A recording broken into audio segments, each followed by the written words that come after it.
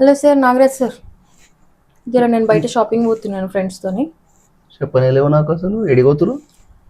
Just normal shopping, lunch చేసుకొని వస్తా evening. మాకేమైనా ఉందా లేదా వంట? ఉంది ఉంది, టమాటా రైస్ చేసిన. Okay bye. బాయ్ కానీ, సరే బాయ్ చెప్తూ కానీ, మొన్న ఒకరోజు 3000, మొన్న నెక్స్ట్ డే మళ్ళీ 2000 తీసుకున్నావు కదా, టోటల్ 5000.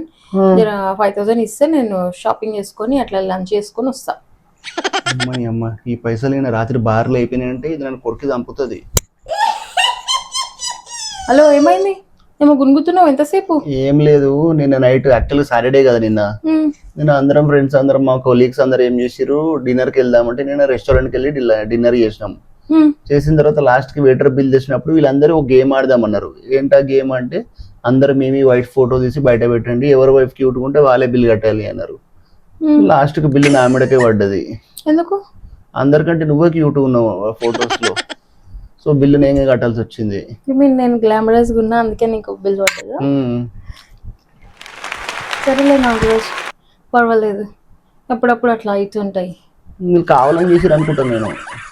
అదే చేసిన, నీకు తెలిసిపోయింది కదా ఎవరి వైఫ్ స్మార్ట్ ఉంది అని అర్థమైంది కదా, దట్స్ ఓకే. అయినా ఫ్రెండ్స్ కి అప్పుడప్పుడు పార్టీ ఇస్తే ఏం పర్వాలేదు, ఫ్రెండ్స్ కి పెట్టినా ఏం పర్వాలేదు. ఒకసారి నువ్వు పెడతావు, ఒకసారి వాళ్ళు పెడతారు, దట్స్ ఓకే. 5000 కదా, మళ్ళీ ఎప్పుడైనా ఉన్నప్పుడు ఇద్దులేను. సరే బాయ్, టేక్ కేర్.